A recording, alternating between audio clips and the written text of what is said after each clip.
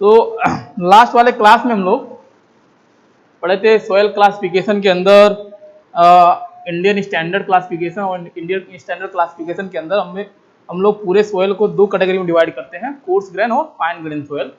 तो course grain soil के अंदर कौन कौन सी कैटेगरी है और उनके लिए कौन कैटेगरी कब आएगी, किस वैल्यू पे आएगी, और आईपी की वैल्यू क्या होना चाहिए, ए लाइन के ऊपर होगा, ए लाइन के नीचे होगा, ये सब डिटेल में हम लोग पढ़ चुके थे। आज हम लोग पढ़ेंगे अब फाइन ग्रेन सोयल के बारे में, और यह क्लासिफिकेशन का ये मान के चले लास्ट टॉपिक है, और इस यूनिट की भी यह लास्ट टॉपिक मान के चलेंगे फाइन ग्रेन सोयल। तो according to IS classification the second category of classification fine grain soil, second fine grain soil, fine grain soil. तो आईएस क्लासिफिकेशन के अकॉर्डिंग पूरे सोयल को दो कैटेगरी में डिवाइड करते हैं। फर्स्ट आपका कोर्स ग्रेन सोयल, सेकंड है फाइन ग्रेन सोयल। अब फाइन ग्रेन सोयल कौन सी कैटेगरी होगी या किस तरह की सोयल होगी जो फाइन ग्रेन सोयल के अंदर आएगा, तो ये समझना बहुत इंपॉर्टेंट है। तो ऐसे सोयल फाइन ग्रेन सोयल के अंदर आते हैं जिनकी जो साइज है, जो पार्टिकल की साइज है वह या तो लेस देन हो, साइज बहुत सिंपल है याद रखना, साइज ऑफ पार्टिकल यानी सोयल सैंपल के अंदर जो सोयल सॉलिड पार्टिकल्स होंगे उनकी साइज जो होगी लेस देन 75 माइक्रोन होना चाहिए, यानी 75 माइक्रोन से कम होना चाहिए। दूसरा अगर डेफिनेशन दूसरे वे में अगर बोलना चाहें तो 50% या 50% से ज्यादा, 50% या 50% से ज्यादा क्या होना चाहिए, यह पास हो जाना चाहिए, पास फ्रॉम 75 माइक्रोन सी। बहुत सिंपल है, बात एक ही है, यानी दो तरीका से लिख सकते हैं। तो फाइन ग्रेन सोयल ऐसी सोयल होगी जिनमें पार्टिकल की साइज लेस देन 75 माइक्रोन हो, या 50 या 50% से ज्यादा सोयल क्या होना चाहिए, 75 माइक्रोन स्यू की एक साइज होगी, उससे पास हो जाना चाहिए। तो अगर हम लोग एक स्यू ले लिए, स्यू साइज कितना है इसका 75 माइक्रोन, 75 माइक्रोन, अगर इससे जो पास हो रहा है सोयल सैंपल, ये जो पास हो रहा है सोयल सैंपल, अगर इसकी वैल्यू 100% सोयल सैंपल कोई लिए, अगर इसके अंदर हम लोग सोयल सैंपल रख रहे हैं, सोयल सैंपल 100% लिए, 100% कोई सोयल सैंपल लिए और इस ट्यूब के ऊपर हम लोग रखें, तो 50% से अगर ज्यादा पास हो गया, 50% से ज्यादा अगर पास हो गया, इसका मतलब जो सोयल सैंपल हम लोग लिए हैं वो क्या होगा, फाइन ग्रेन सोयल होगा। तो एक ही बात है, दो तरीका से हम लोग कह सकते हैं। तो इतना तो समझ में आ गया कि फाइन ग्रेन सोयल कौन सी सोयल होगी। अब फाइन ग्रेन सोयल को फर्दर क्लासिफाई किया गया, तो fine grain soil further classified as silt, clay and organic soil। यानी जो आपका फाइन ग्रेन सोयल, पहले एक सोयल था कि इसको हम लोग फाइन ग्रेन सोयल बोलेंगे। अब इस साइज के बेसिस पे जो भी सोयल मिलेगा, यानी फाइन ग्रेन सोयल जो मिलेगा, उसको तीन कैटेगरी में, या तो सिल्ट के अंदर जाएगा, या तो क्ले के अंदर जाएगा, या तो ऑर्गेनिक सोयल के अंदर जाएगा। तो फाइन ग्रेन सोयल को तीन कैटेगरी में फर्दर डिवाइड किया गया, अब इसको फिर डिवाइड किया गया, फिर इसको क्लासिफाई किया गया, किसके बेसिस पे, on the basis of compressibility.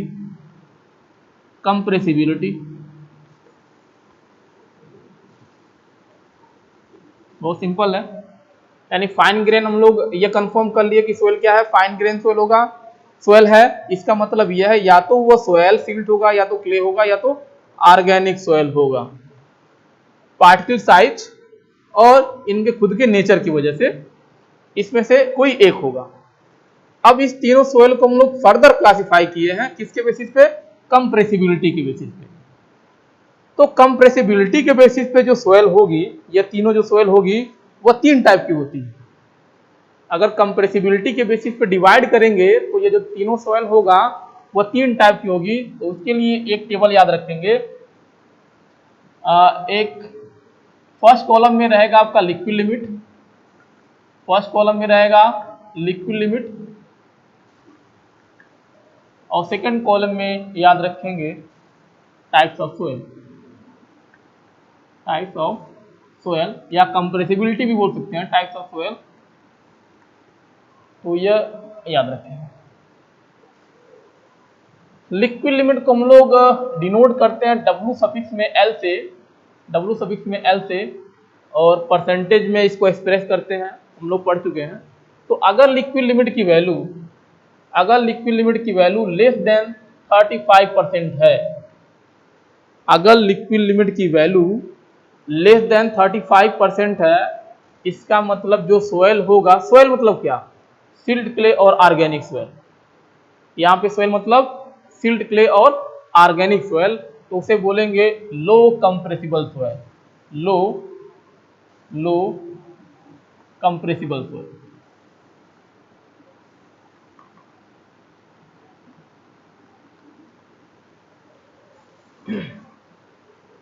अगर लिक्विड लिमिट की वैल्यू 35 से ज़्यादा है, यहाँ पे क्या था 35 से कम था, 35 से ज़्यादा आ रहा है लेकिन 50% से कम आ रहा है। अगर लिक्विड लिमिट की वैल्यू 35 और 50 के बीच में, तो इसको हम लोग बोलेंगे, इस सोयल को, सोयल यानी सिल्ट क्ले और ऑर्गेनिक सोयल, इसको हम लोग बोलेंगे मीडियम या intermediate, intermediate compressible, compressible soil. और थर्ड याद रखेंगे, अगर लिक्विड लिमिट ग्रेटर देन 50% है तो क्या होगा? तो अगर लिक्विड लिमिट 50% से ज़्यादा है तो उस सोयल को हम लोग बोलेंगे, उस सोयल को हम लोग बोलेंगे high compressible soil, high compressible soil.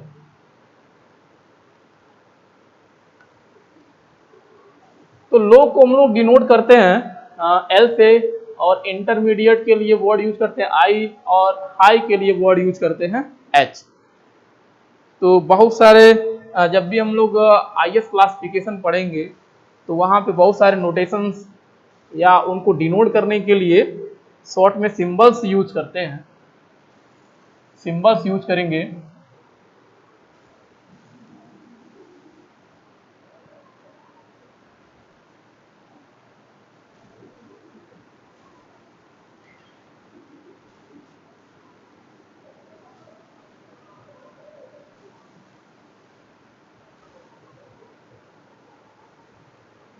जैसे एल, एल हम लोग यूज करेंगे लो कंप्रेसिबल, लो कंप्रेसिबिलिटी के लिए, लो कंप्रेसिबिलिटी के लिए,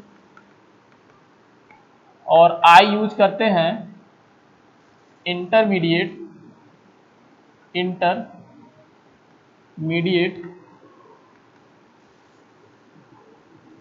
कंप्रेसिबिलिटी के लिए, और एच यूज करेंगे हाई कंप्रेसिबिलिटी के लिए, हाई कंप्रेसिबिलिटी। और सी क्ले, एम सिल्ट, और ओ हम लोग यूज करते हैं ऑर्गेनिक सोयल, ऑर्गेनिक सोयल। तो अगर सीएल है इसका मतलब low compressible, low compressible Sibal clay. ऐसे ही सी आई है, ऐसे ही सी एच हो जाएगा। तो यह हो जाएगा इंटरमीडिएट, इंटरमीडिएट कंप्रेसिबल क्ले, और एच यानी हाई हाई कंप्रेसिबल क्ले। ऐसे ही सिल्ट हो जाएगा, तो सिल्ट के लिए हम लोग एम यूज करते थे, एम एल एम आई और एम एच।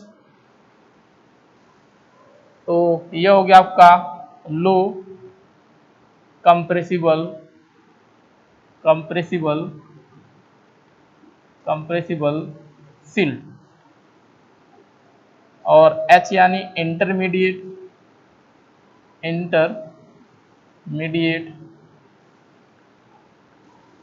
कंप्रेसिबल सिल्ट, और एच यानी हाई हाई कंप्रेसिबल सिल्ट। तो ऐसे ऑर्गेनिक के लिए भी हम लोग नोटेशन यूज करेंगे। ऑर्गेनिक के लिए ओ एल ओ आई और ओ एच। तो एल यानी low compressible compressible organic organic soil. ऐसे ही आई यानी इंटरमीडिएट इंटरमीडिएट ऑर्गेनिक या इंटरमीडिएट कंप्रेसिबल ऑर्गेनिक सॉइल, और एच यानी high high compressible organic soil. तो यह जो कैटेगरीज है, यह जो नेम्स हैं सॉइल के, टाइप्स ऑफ सॉइल के, तो यह किसके बेसिस पे आता है? लिक्विड लिमिट के बेसिस पे, यानी कंप्रेसिबिलिटी के बेसिस पे। और क्ले, सिल्ट और ऑर्गेनिक सॉइल ये फाइन ग्रेन सॉइल के अंदर आते हैं। तो ये था आपका फाइन ग्रेन क्लासिफिकेशन। तो सबसे पहले फाइन ग्रेन सॉइल होता क्या है, तो साइज याद रखेंगे कि इतने साइज के बीच अगर लेस देन 25 माइक्रोन से छोटा है पार्टिकल्स, तो जो सॉइल्स होते हैं वो आपका फाइन ग्रेन सॉइल होते हैं। फाइन ग्रेन सॉइल को क्लासिफाई किया गया है, तीन फर्दर क्लासिफाई किया गया है, किसमें? सिल्ट, क्ले और ऑर्गेनिक सॉइल के अंदर। और यह तीनों फिर फर्दर क्लासिफाई किया गया है on the basis of compressibility. और कंप्रेसिबिलिटी के बेसिस पे यह तीन टाइप के होते हैं, लो कंप्रेसिबल, इंटरमीडिएट और हाई कंप्रेसिबल सॉइल। और सिंबल्स ये यूज करते हैं। सिंबल्स बहुत इंपॉर्टेंट है, क्योंकि जब भी क्वेश्चन क्लासिफिकेशन से आएगा तो कहीं ना कहीं ऑप्शन आपको मिलेगा C I, C S, C L, M L, M I, M H, तो कोई भी सिंबल्स ऑप्शन में मिलेगा। तो इसका मतलब यह इनके बारे में डीप में नॉलेज रखना बहुत जरूरी है।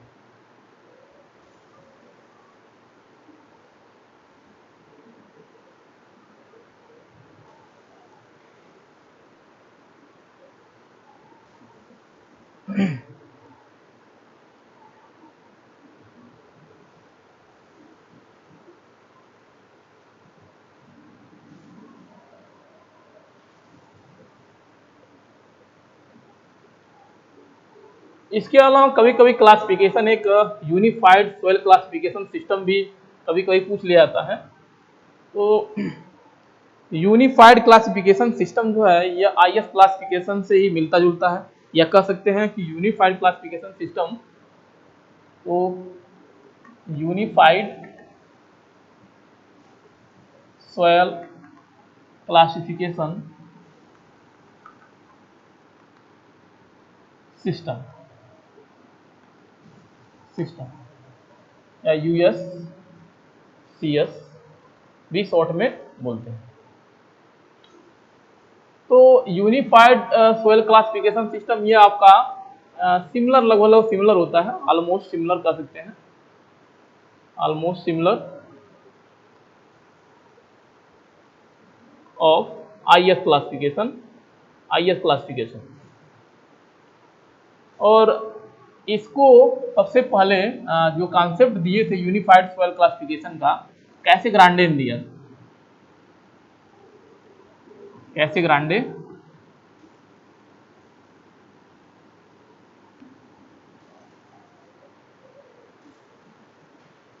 1948 के आसपास कैसे ग्रांडे ने यूनिफाइड सॉइल क्लासिफिकेशन सिस्टम की जिक्र की थी। और उस समय जब यह क्लासिफिकेशन बना था, तो यह क्लासिफिकेशन बेसिकली तब बनाया गया था जो सॉइल, जो एयरपोर्ट या एयरफील्ड हम लोग यूज करते हैं, एयरफील्ड जहाँ पे एयरपोर्ट इसकी लैंडिंग या टेक ऑफ के लिए जो भी सोल्स होता है जहाँ यूज करते हैं, तो वहाँ पे जो सोल्स यूज करते हैं एयरफील्ड के लिए, एयरफील्ड पे उस सोयल के लिए ये क्लासिफिकेशन सिस्टम यूज किया गया था। एयरफील्ड याद रखेंगे, कभी कभी पूछ लिया जाता है कि कहाँ पे यूज करते हैं, तो एयरफील्ड पे यूज करते हैं। बाद में फिर बहुत सारे जगह ये क्लासिफिकेशन यूज करने लगे। बाद में जैसे आपका डैम है, वहाँ भी हम लोग यूज करने लगे। डैम का कंस्ट्रक्शन कर रहे हैं या आप ब्रिज का कर रहे हैं कहीं पे भी, तो या रिटेनिंग वॉल का जो साइट है, तो हर जगह यह यूनिफाइड सॉइल क्लासिफिकेशन सिस्टम भी यूज करने लगे हम लोग। तो पहले एयरफील्ड पे यूज करते थे, तो बाद में डैम, वियर, बैराज, ये सारे जहाँ भी साइट होते हैं, तो जो भी सोइल्स हम लोग यूज करते हैं वहाँ पे भी ये यूज करने लगे। तो जो एयरफील्ड क्लासिफिकेशन सिस्टम है यह किस पे बेस है, तो इसके लिए याद रखेंगे जो एयरफील्ड सॉइल क्लासिफिकेशन सिस्टम है यह आपका एक तो पार्टिकल साइज पे, जैसे हम लोग आईएस क्लासिफिकेशन पढ़ते थे तो पार्टिकल साइज डिस्ट्रीब्यूशन पे बेस है। पार्टिकल साइज डिस्ट्रीब्यूशन, तो याद रखेंगे किस पे बेस है, based on particle size distribution, distribution.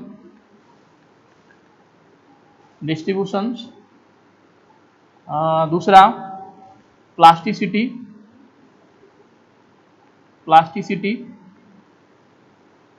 Characteristics. तो हम लोग आईएस क्लासिफिकेशन के अंदर भी ये वर्ड पढ़े थे। और थर्ड कंप्रेसिबिलिटी, इस पे बेस होता है। बहुत सिंपल है।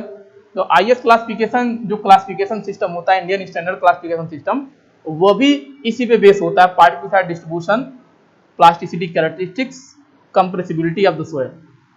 तो यूनिफाइड सोइल क्लासिफिकेशन सिस्टम भी इसी पे बेस होता है। अब यूनिफाइड सोइल क्लासिफिकेशन सिस्टम जो है वो पूरे सोइल को कितने कैटेगरी में डिवाइड करता है। आईएस क्लासिफिकेशन तो हम लोग पढ़ लिए थे कि आईएस क्लासिफिकेशन सिस्टम के अंदर जो पूरा सोइल है वो उसको दो कैटेगरी में डिवाइड करते हैं। अब यहाँ पे जो सोइल है यूनिफाइड सोइल क्लासिफिकेशन सिस्टम के अंदर जो पूरा का पूरा सोइल है वो कितने कैटेगरी में डिवाइड किया गया है, तो यूनिफाइड सोइल क्लासिफिकेशन सिस्टम के अंदर जो पूरा सोइल है 3 कैटेगरी में डिवाइड किया गया है। बहुत सिंपल है, वहां पे 2, यहाँ पे 3। तो इसमें याद रखेंगे जो सबसे इंपॉर्टेंट पॉइंट है, सोइल क्लासिफाइड इनटू 3 ग्रुप या 3 क्लास। तो वो 3 क्लास क्या है, तो फर्स्ट आपका कोर्स ग्रेन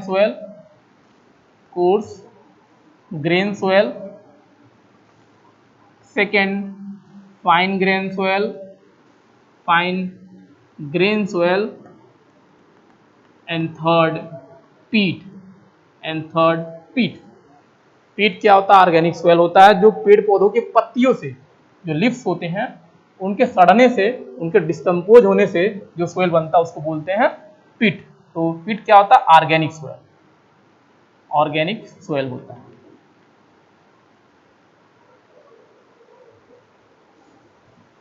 बहुत से बेसिक डिफरेंस हैं और हम लोग आईएस क्लासिफिकेशन में ये केवल 2 पढ़े थे, इसमें एक एक्स्ट्रा याद रखना है पीट।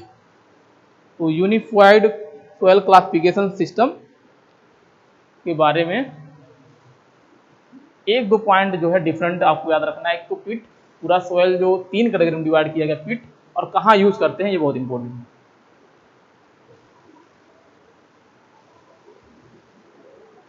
तो फर्स्ट यूनिट से हम लोग कुछ क्वेश्चन जो बहुत इंपॉर्टेंट है, एकेटीव के एग्जाम में कई बार पूछे गए हैं, तो हो सकता है कि क्वेश्चन आसान भी लगे और हो सकता है कि कहीं पे कॉन्सेप्ट आप मिस कर जाएं। तो जो भी हम लोग पढ़े हैं फर्स्ट यूनिट के जितने भी टॉपिक्स पढ़े हैं उसी टॉपिक पे बेस्ड क्वेश्चंस हैं। तो फर्स्ट क्वेश्चन अगर हम लोग देखें तो फर्स्ट क्वेश्चन कोर कटर से है। तो कोर कटर मेथड हम लोग पढ़े थे कि इंडेक्स प्रॉपर्टी के अंदर हम लोग पढ़े थे how to determine unit weight of soil, यानी यूनिट वेट ऑफ सोयल, अगर किसी सोयल के लिए यूनिट वेट फाइंड आउट करना है तो कैसे फाइंड आउट करेंगे। तो जो पहला मेथड हम लोग पढ़े थे कोर कटर मेथड था, तो उस पे बेस न्यूमेरिकल है। तो क्वेश्चन सॉल्व करने के लिए वो माइंड के अंदर बिल्कुल घूमना चाहिए कॉन्सेप्ट की कोर कटर के अंदर क्या क्या चीजें होती हैं और कैसे हम लोग निकालते हैं। ऐसे क्वेश्चन का डेटा दिया इस तरह से, the following observation were made, question, the following observation were made in field test, यानी फील्ड पे क्या किया गया, ऑब्जर्वेशन निकाला गया और डेटा पाया गया इस तरह से। The following observation were made in the field test, यानी फील्ड टेस्ट किया गया और यह डेटा पाया गया। तो फर्स्ट डेटा दिया है weight of core cutter, first data दिया आपका, फर्स्ट पॉइंट दिया है, फर्स्ट ऑब्जर्वेशन क्या निकाला उन्होंने, weight of core cutter, weight of core cutter, core cutter. तो वेट ऑफ कोर कटर निकाले इन्होंने तो क्या निकला 1060 ग्राम, ये मिला।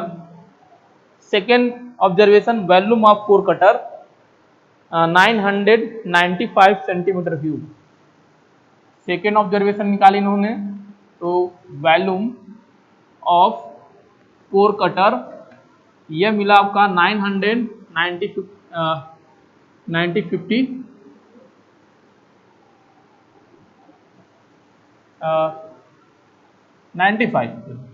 सेंटीमीटर क्यूब, ये निकल गया। Third observation weight of cutter plus weight of wet soil, ये मिला आपका 3030 ग्राम। और third observation weight of cutter plus weight of wet soil, ये आपका निकाले थर्ड ऑब्जर्वेशन 3030 ग्राम, ये इतना निकल गया। यानी कटर के अंदर जब सोयल पूरा फिल हो जाता है, जब हम लोग उसको पंच करते हैं उसके बाद निकालते हैं बाहर, फिर वेट किए तो ये रीडिंग मिला। नेक्स्ट वाटर कंटेंट, यानी जो सोयल कटर के अंदर आ गया है उसके लिए वाटर कंटेंट अगर हम लोग ओवन पे डाल के निकाले, ओवन मेथड अप्लाई करके, तो वाटर कंटेंट की वैल्यू मिला है, वाटर कंटेंट की वैल्यू ये आपका मिला है 16%। तो फोर्थ ऑब्जर्वेशन ये है। निकालना क्या है, determine dry unit wait, determine dry unit wait, void ratio, degree of saturation of soil in its field condition, assume specific gravity of soil as 2.7। G की वैल्यू दिया है कि अगर G की वैल्यू 2.7 है तो इनकी वैल्यू निकालिए,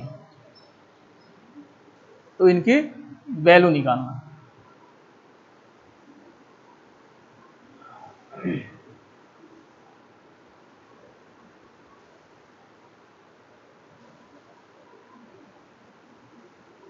बहुत सिंपल है। कोर कटर मेथड अप्लाई करने के बाद जब हम लोग अप्लाई करते हैं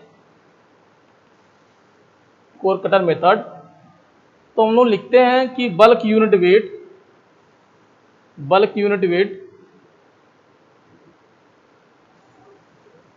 यूनिट वेट इक्वल टू वहां पे लिखे थे कि जब हम लोग स्टार्टिंग में कोर कटर का वेट निकालते हैं तो उसको डिनोट करते थे W1 से, और जब कोर कटर हम लोग सोयल सैंपल के अंदर पंच करते हैं और उसके अंदर सोयल भर जाता है, बाहर निकालते फिर वेट करते हैं, तो वो होता है W2।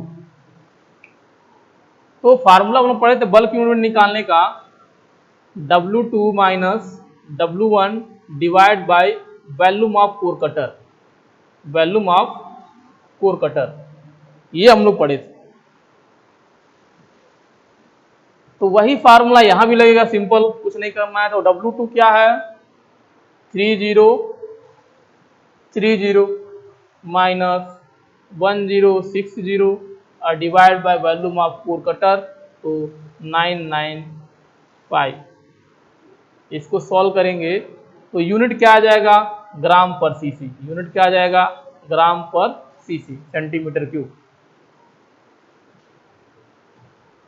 सेंटीमीटर क्यूब आ जाएगा यूनिट।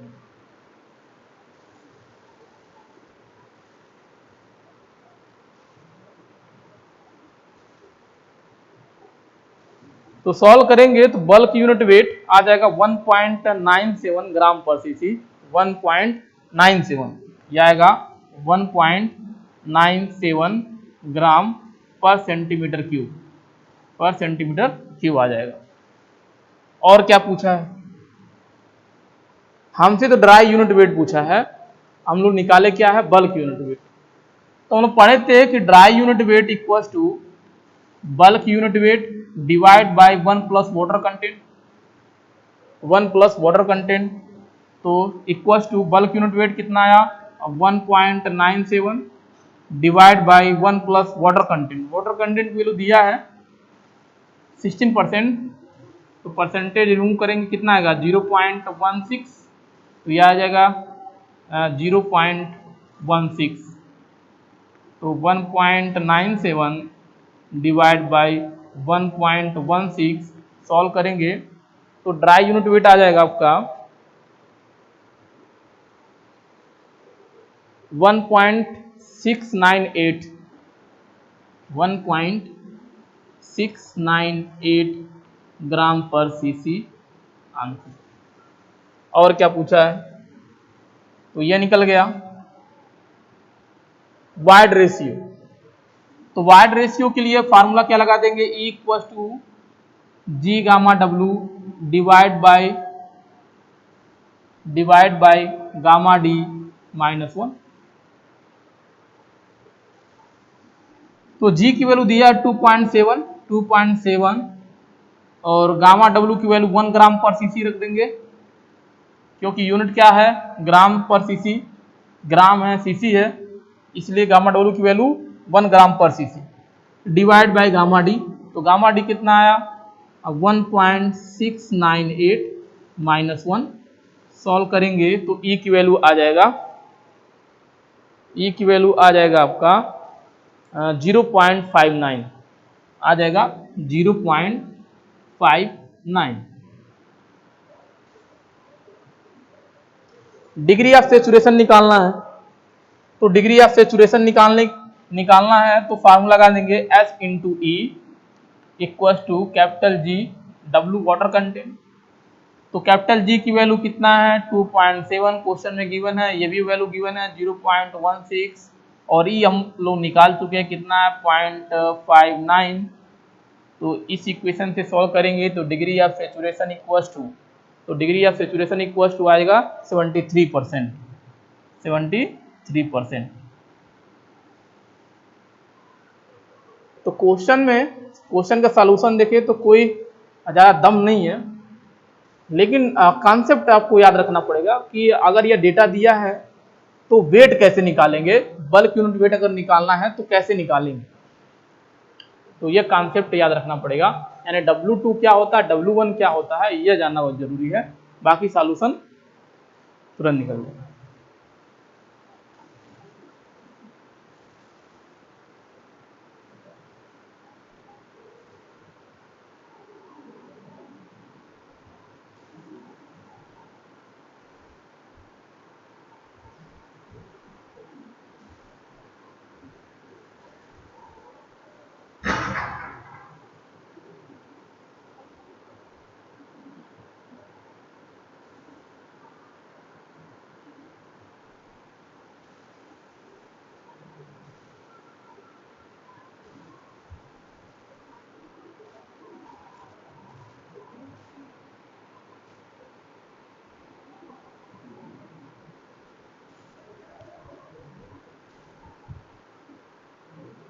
बंद है।